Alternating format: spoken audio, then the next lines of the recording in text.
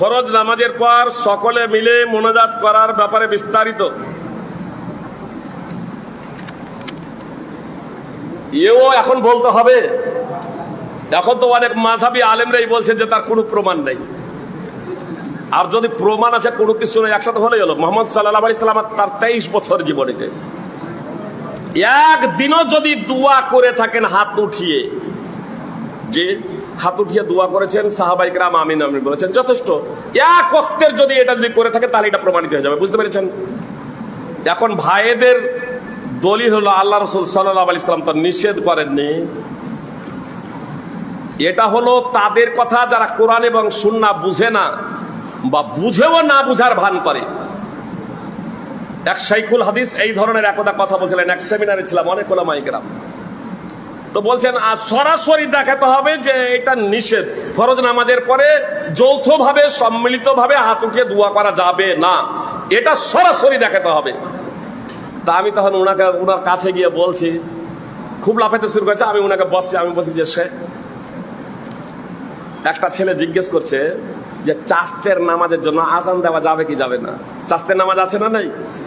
আল্লাহ বলছেন ইদা নাদাইতুম ইলাস সালাহ, সকলের ঐক্যমতে এখানে আজানের কথা বলা হয়েছে। সমস্ত মুফাসসিরিন এই বিষয়ে একমত। কোন নামাজ? এটা তো নয়।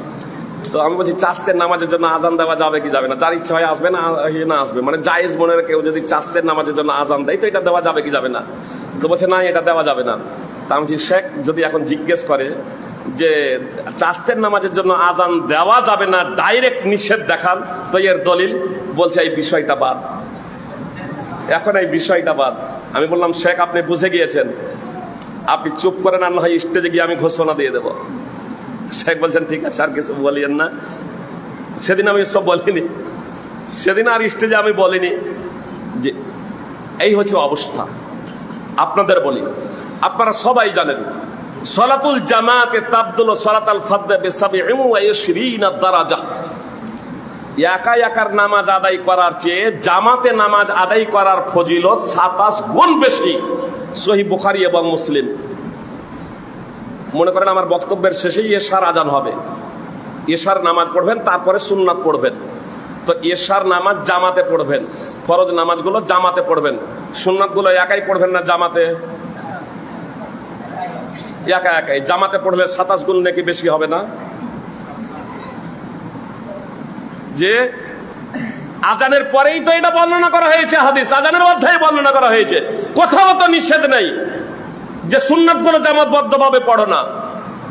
আমি ওই তাদের মূর্খতা অনুযায়ী এই কথাটা বললাম, কোথাও নিষেধ নেই। অবশ্যই নিষেধ আছে। কোথায় নিষেধ আছে জানেন? যদি সুন্নাতগুলোকে অন্তর্ভুক্ত করতে যাই, সুন্নাতগুলো জামাতবদ্ধভাবে পড়তে হবে, তাহলে সাহাবায়ে কেরাম পড়তেন না?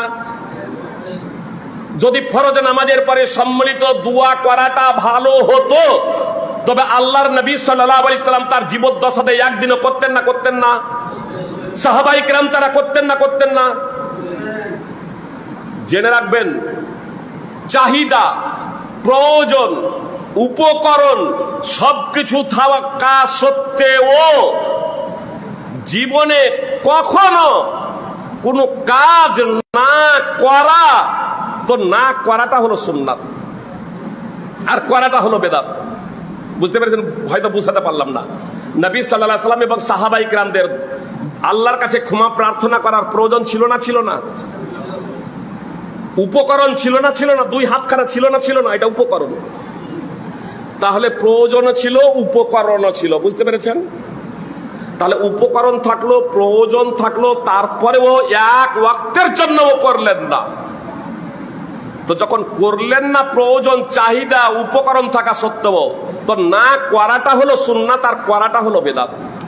এজন্য আনোয়ার ফাইজি বলে না, বড় বড় যারা শেখ আছেন, সৌদি আরবের ফতোয়া কমিটির সকল মুফতি করে এক বাক্যে বলেছেন, ফরজ নামাজের পরে যৌথভাবে হোক ইমাম আর মুক্তাদি মিলে, অথবা ইমাম একাই হোক অথবা মুক্তাদি একাই, হাত উঠিয়ে দোয়া করা বিদআত। এটা আমার কথা না।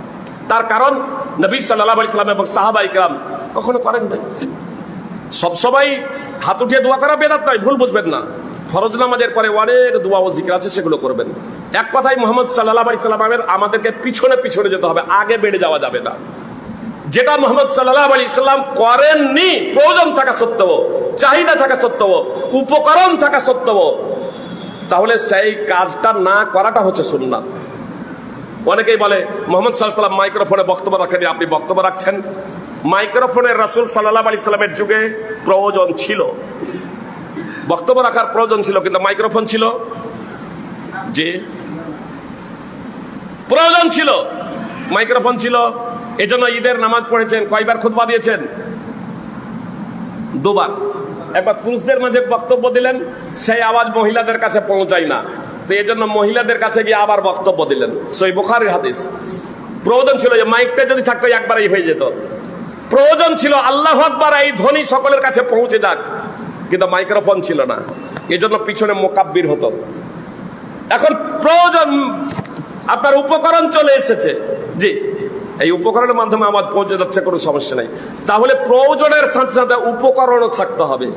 তো এটা হলো উপকরণ, উপকরণ ছিল না, আপনি উপকরণ ব্যবহার করছেন, কোনো সমস্যা নেই। তো এই বিষয় সম্পর্কে যারা জ্ঞান রাখে, আর এই জন্যই তো সবাই সব বিষয়ে কথা বলবে, ফতোয়া দেবে, এটাও ঠিক না। আর আমাদের দেশে তো আজকাল বুখারী পড়ানোকে, যে রিডিং পড়তে জানে না সেও বুখারী পড়াচ্ছে।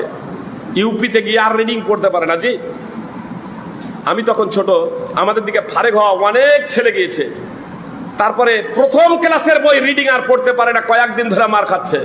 যে আমাকে বলছে যে ফাইজ সাহেব একটু শিখিয়ে দেন। মাদ্রাসার ফার্স্ট বই, মাদ্রাসার ফার্স্ট বই, পশ্চিমবাংলার মাটিতে আমতলা মাদ্রাসার ফার্স্ট বই, সোলেডাঙ্গা মাদ্রাসার এককালীন ফার্স্ট বই ছিল আমি যাওয়ার আগে।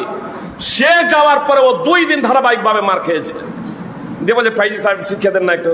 আমি তো তখন আগে নিচে পড়তাম, কিন্তু ওখানে গিয়ে ওদের আগে উপরে উঠেছি, তার কারণ ওরা আবার নিচে নেমেছে।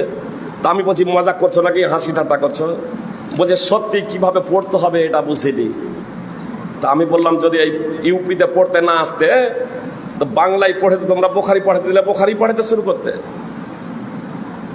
আমরা ভাবি যে এ তো শাইখুল হাদিস।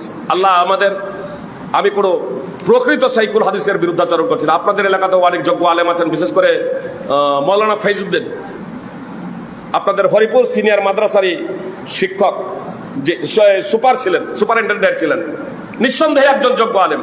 প্রয়োজন হলে তার কাছে ফতোয়া জিজ্ঞেস করবেন। আল্লাহ তাআলা আমাদের প্রত্যেককে পবিত্র কোরআন ও সুন্নাহ অনুযায়ী জীবনযাপন করার তৌফিক দান করেন, আমিন।